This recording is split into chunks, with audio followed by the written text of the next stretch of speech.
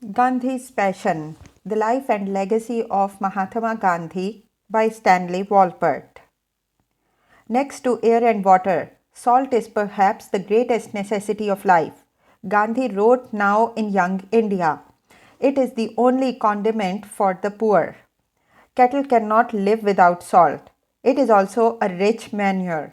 There is no article like salt outside water, by taxing which the state can reach even the starving millions, the sick, the maimed, and the utterly helpless. The tax constitutes, therefore, the most inhumane poll tax that ingenuity of man can devise. 2400% on sale price. What this means to the poor can hardly be imagined by us. If the people had freedom, they could pick up the salt from the deposits made by the receding tides on the bountiful coast. He had found the key he'd been searching for, the simple universal grievance to rouse the masses from apathy and to fire their hearts with righteous indignation against the usurping imperial power, whose greed and pompous pride, in its cruel exploitation of the poorest of India's downtrodden peasantry, was no longer tolerable. Many curses have been handed down to us from time immemorial, Gandhi taught his awakening readers of Young India. Only the whole people were never in the grip of the salt tax curse in the pre British days.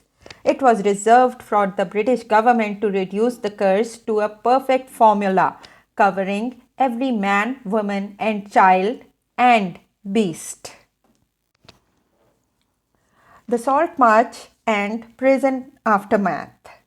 Before embarking on civil disobedience and taking the risk I have dreaded to take all these years, I would fain approach you and find a way out. Gandhi wrote, Dear friend, Viceroy Lord Irwin on March 2, 1930. If India is to live as a nation, if the slow death by starvation of her people is to stop, some remedy must be found for immediate relief. The proposed conference is certainly not the remedy. I know that in embarking on nonviolence, I shall be running what might fairly be termed a mad risk.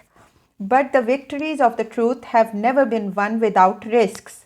I respectfully invite you, then, to pave the way for immediate removal of those evils earlier noted, and thus open a way for a real conference between equals.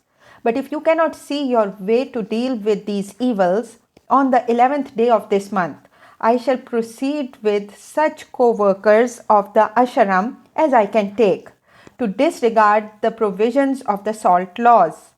Lord Irwin replied that he regretted Gandhi's decision, contemplating a course of action bound to involve violation of the law and danger to the public peace.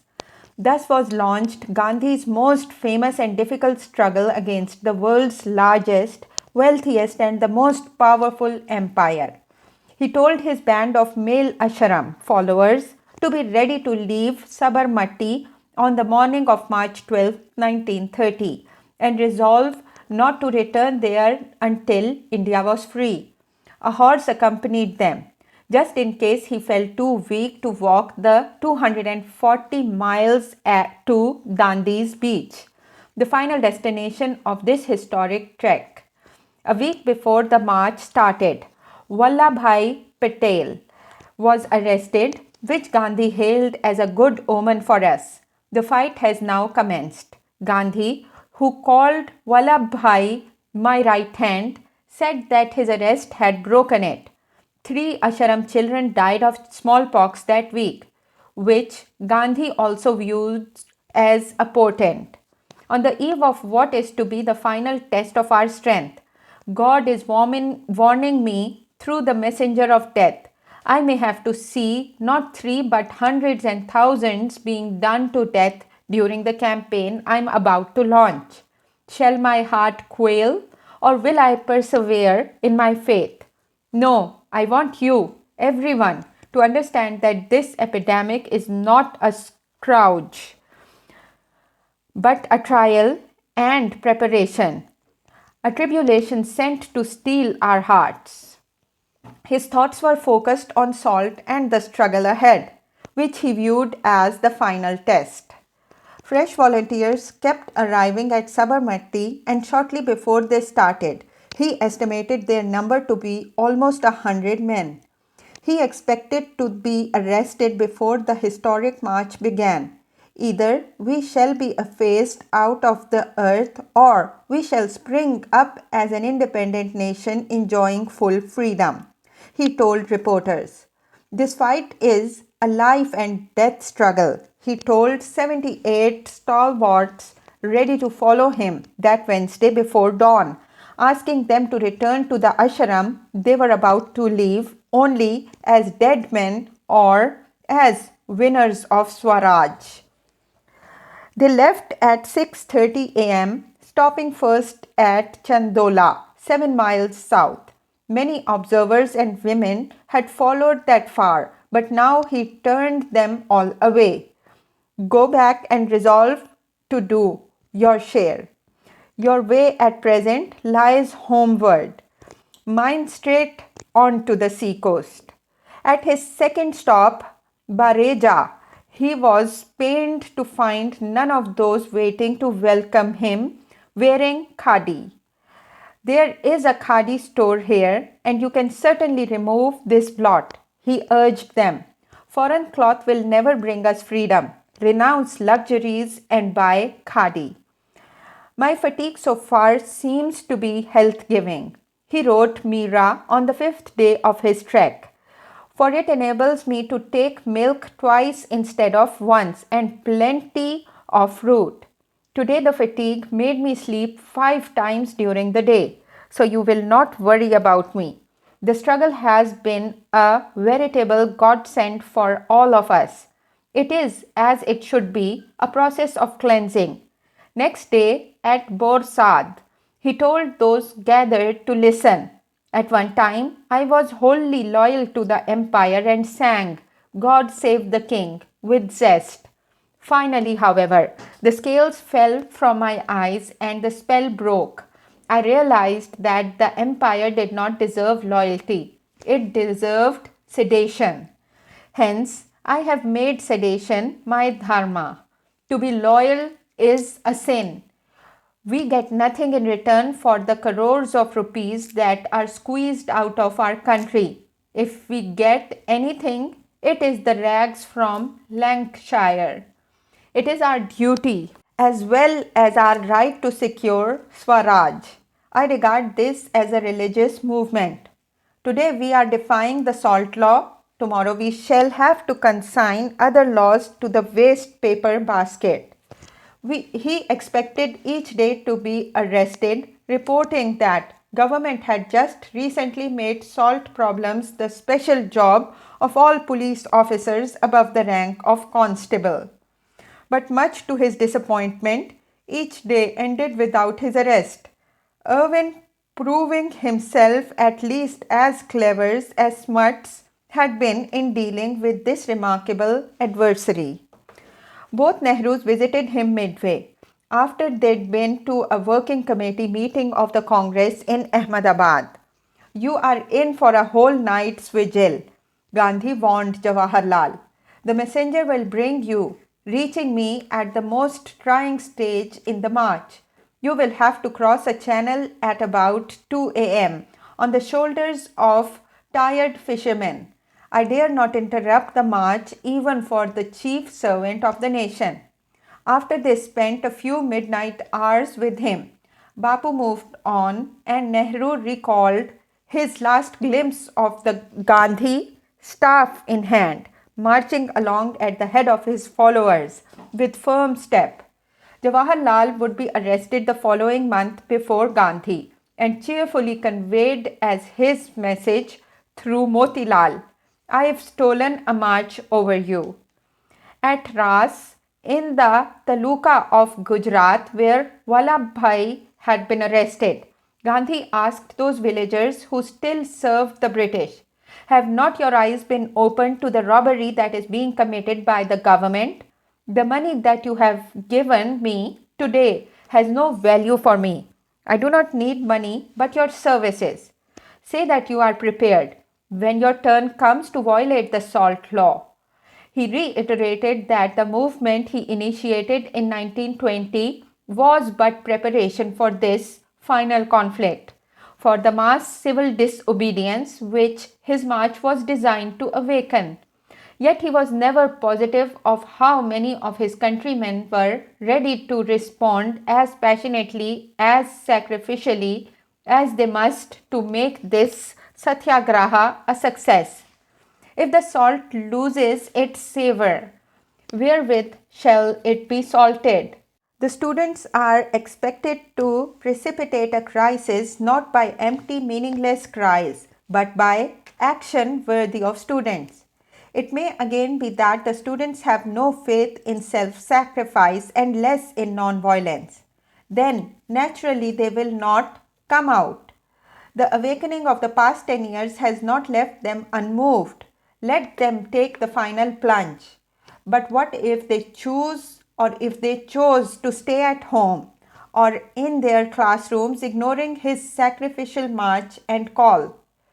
What if their apathy marched the viceroy's cool in holding his fire and ordering his subordinates to leave this little father of the nation free to roam where he liked and rave as he wished, hoping his call to action would soon fizzle out and fall flat on deaf, selfish ears?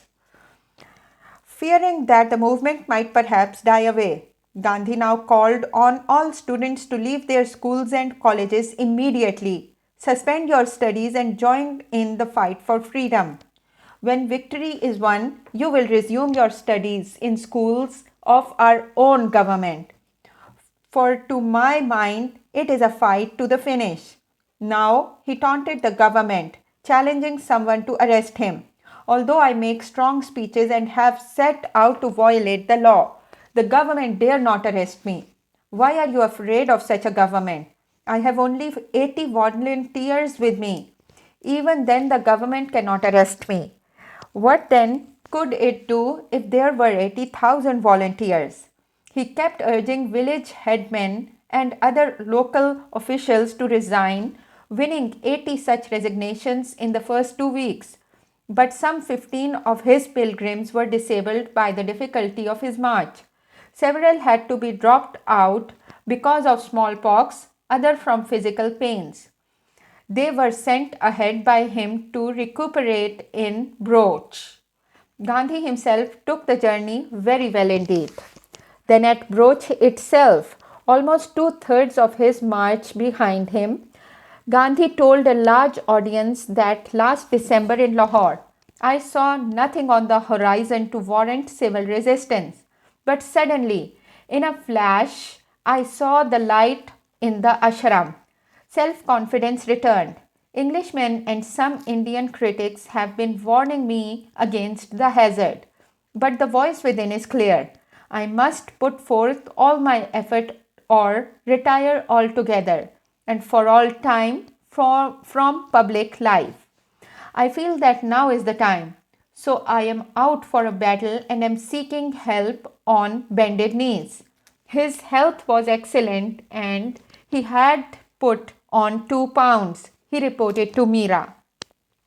Impatience as well as illness, however, started to take a toll on the nerves of many marchers. Those who wished to leave before we reach Dandi may do so.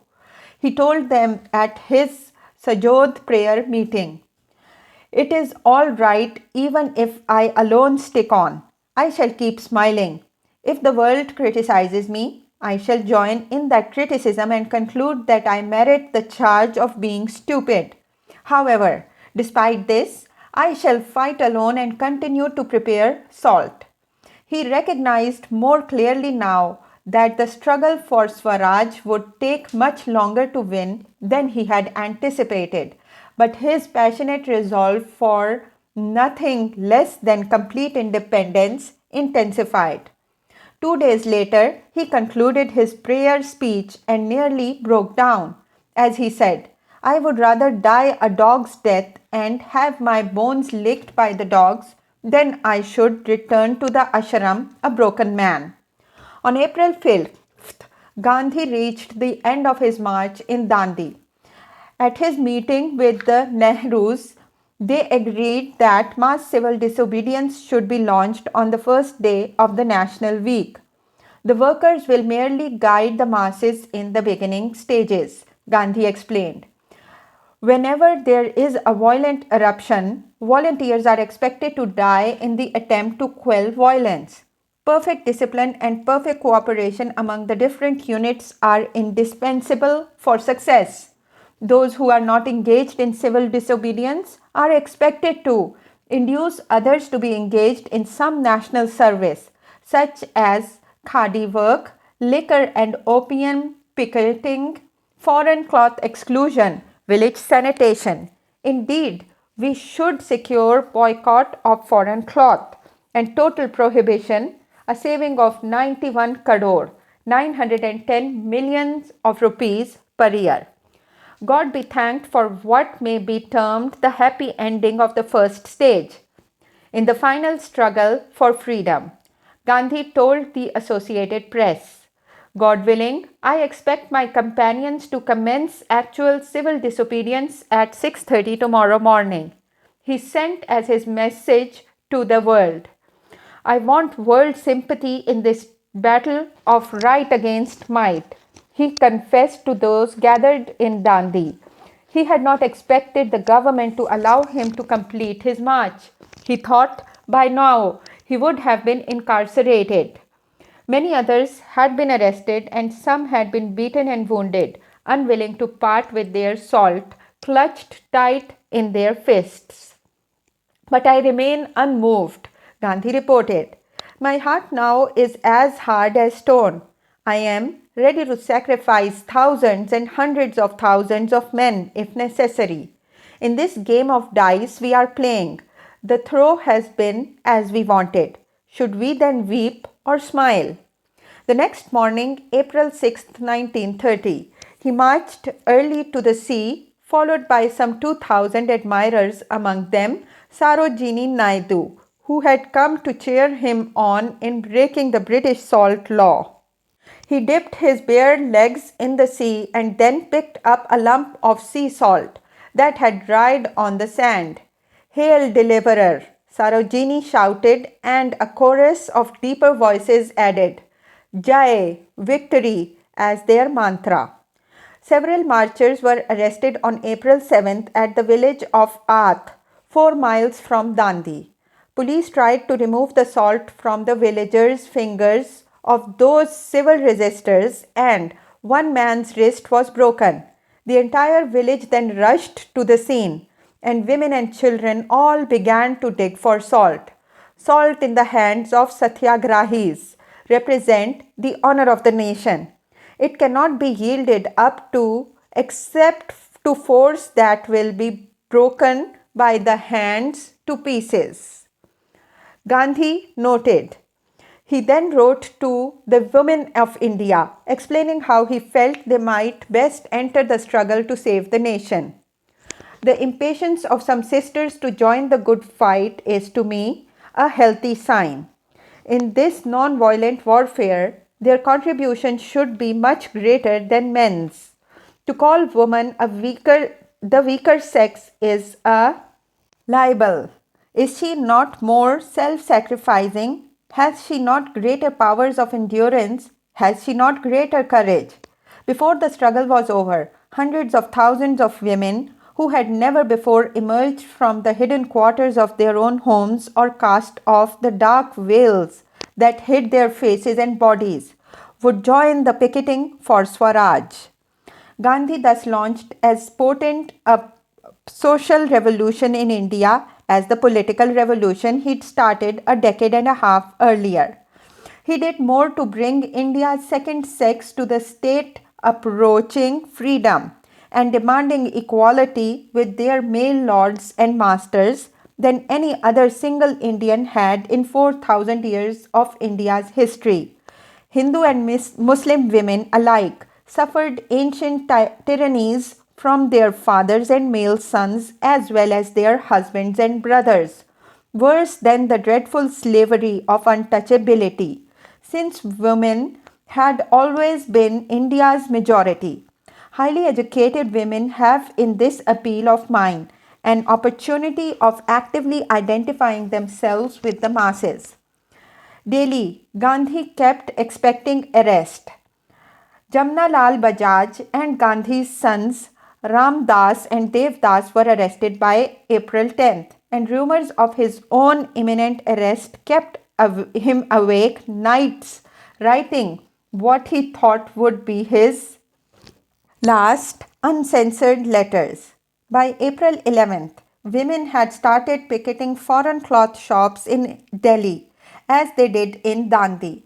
Gandhi wrote to Dr. Jivraj Mehta's wife, Hansa, urging her to rouse the women of Bombay to picket liquor shops as well as foreign cloth distributors. He was, of course, invited to visit many other cities far from Gujarat, but insisted on remaining where he was, mustering strength for his anticipated prison ordeal. His son Devadas was beaten by the police. A bonfire should be made of foreign cloth, Gandhi cried. Schools and colleges should be empty. He wrote Mahadev Desai. Tell Ba that she has been posted to do picketing of liquor booths at Jalalpur, and that she should therefore come after making all necessary preparations. He rarely wrote directly to his wife anymore, almost never referring to her except in such matters of urgent deployment of or a family crisis. After learning of young Nehru's arrest, Gandhi wrote to his father, "So Jawaharlal is to have 6 months' rest. He has worked like a Trojan. He needed this rest. If things continue to move with the present velocity, he won't have even 6 months' rest. Whole villages have turned out. I never expected this phenomenal response." Motilal Nehru's health, however, was rapidly deteriorating. His asthmatic lungs and enlarged heart were to give out in less than a year, though he struggled valiantly until the bitter end, taking back his jailed son's presidency of the Congress after Gandhi again refused it. Violence erupted in mid-April in Calcutta and Karachi, and even in predominantly peaceful Gujarat, there had been scuffles with police who angrily grabbed at salt in Satyagrahis' fists. Unlike 8 years ago, all reports of such violence, even death, now left Gandhi unmoved. This time there was to be no suspending of Satyagraha by its initiator. The port of Chittagong exploded a few days later. 2 young men were shot dead and 7 others wounded. Gandhi appealed for all violence to end, reiterating its negative impact on the movement. He honored the brave youths who had sacrificed their lives, however, and congratulated their parents for the finished sacrifices of their sons. A warrior's death is never a matter for sorrow. On April 24th, Mahadev Desai was arrested in Ahmedabad, but still Gandhi remained free. He felt frustrated by the Viceroy's persistent protection of him and decided to intensify the struggle by launching what he foreshadowed in a brief letter to Mirabehan as the last move that must compel decisive action.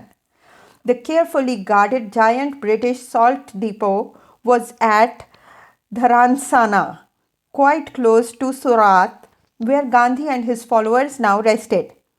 "I do not let anyone approach that," Gandhi wrote Mahadev the day after his secretary was arrested. "When it is ultimately decided to attempt to seize the stocks there, a pilgrim party will start for the purpose. People have conferred on me the title of salt thief as a substitute for Mahatma. I like it," Gandhi told his peasant audience at Charwada. "When blood flows from heads, not only will the salt tax go, but many more things. You may call me a salt thief, but only when we take possession of the salt beds of Dharasana. He urged them to come out and loot the salt beds, inviting those who heard him to speak, to join me in the fun on the day the real game would begin. He told them that if they had a finger broken by the police, they should offer their wrists and arms to be broken as well, passionately welcoming pain, initiating lathi blows to their heads. He reminded them to wear only khadi, needing no more of it than the loincloth he wore. On the eve of his arrest on May 5, 1930, Gandhi drafted his second Dear Friend letter to Viceroy Irwin. God willing, it is my intention to set out for Dharasana and demand possession of the salt works. It is possible for you to prevent this raid as it has been painfully and mischievously called. Number 1.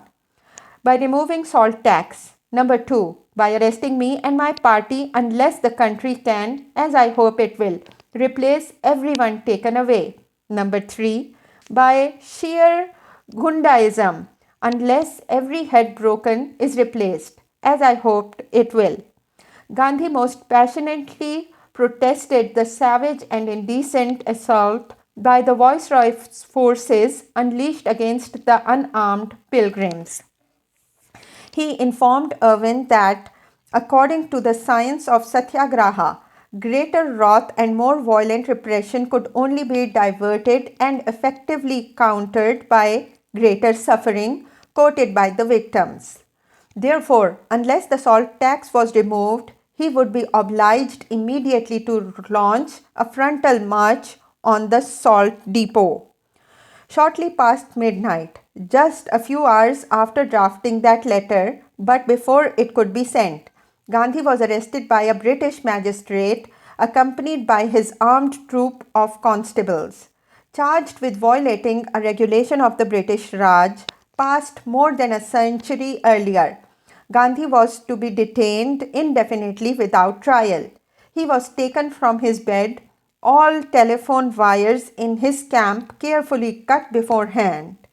He washed himself, recited his prayers, and was taken to the train that transported him under cover of darkness more than 100 miles south to Pune, then driven in a curtained car back to the cell in Yeravada fortress, prison from which he had been released some 6 years ago. So Bapu has been arrested, Jawaharlal noted in his own prison cell as soon as he heard the news that night. It is full-blooded war to the bitter end. Good. As the news of Gandhi's arrest spread, people poured out onto the streets of big cities, protesting, shouting, and being in turn assaulted by mounted police to be dragged off themselves. Soon, every prison cell in India was filled. Before year's end, some 60,000 satyagrahis would be jailed. You seem to ignore the simple fact that disobedience ceases to be such immediately when masses of people resort to it. Gandhi wrote to his dear friend Viceroy on May 18th. There are no law breakers, there are no haters of the English. You protest your affection for India. I believe in your profession, but I deny the correctness of your diagnosis of India's disease. Then he reiterated his demands. First, the abolition of all salt taxes. Then, an end to all foreign cloth imports. Buoyed by reports that hundreds of thousands of men and women had joined the satyagraha, Gandhi taunted Irwin, asking that the good Christian, if he thought of all of them, wicked-minded or misled or fools. No round-table conference would do any good, he argued, until Great Britain stopped treating India as a slave nation. He appealed instead to Britain's goodness and greatness, which had enabled India to do so much to help advance world progress. From his prison cell, Mahatma Gandhi thus sought to win over Viceroy Irwin, much as he had worked at winning over Smuts and Morley and Charlie Andrews and Muriel Lester and Meera Behan Slate. His, his undying, passionate faith in the powers of love and its other divine side, truth, gave him strength and hope enough to carry on his labors of spinning out the reasons that 300 million Indians could no longer be held hostage to the greed of a small remote island. No matter how powerful or wealthy, sinister and brilliant all its leaders might be. Gandhi knew that the days of empire were numbered, and he knew that Irwin was clever enough to know it as well. Only Gandhi thought the residual number of days much lower than it actually was, while Irwin believed it much higher. At any rate, their negotiations had begun from inside the prison cell, and soon its venue would shift to a series of talks in the Viceroy's palace in New Delhi, thence on to round tables in London. Before the golden dawn of any agreement appeared, however, rivers of Indian blood would flow. The first of those rivers started at Dharasana on May 21, 1930, when Sarojini Naidu and Manilal Gandhi led a khadi-clad band of satyagrahis towards the barbed wire gate of the giant salt depot, protected by armed constables and helmeted British police officers. Scores of native police rushed upon the advancing marchers and rained blows on their heads with steel-shod lathis. United Press correspondent Webb Miller reported, "Not one of the marchers even raised an arm to fend off the blows. They went down like ninepins. In 2 or 3 minutes, the ground was quilted with bodies. Great patches of blood widened on their white clothes. The survivors, without breaking ranks, silently and doggedly marched on until struck down. I could detect no signs of wavering or fear. Sarojini Naidu and Manilal Gandhi were arrested, not beaten, but former Speaker of the Assembly. Vithalbhai Patel, watching that brutal massacre of innocents, softly remarked, "All hope of reconciling India with the British Empire is lost forever."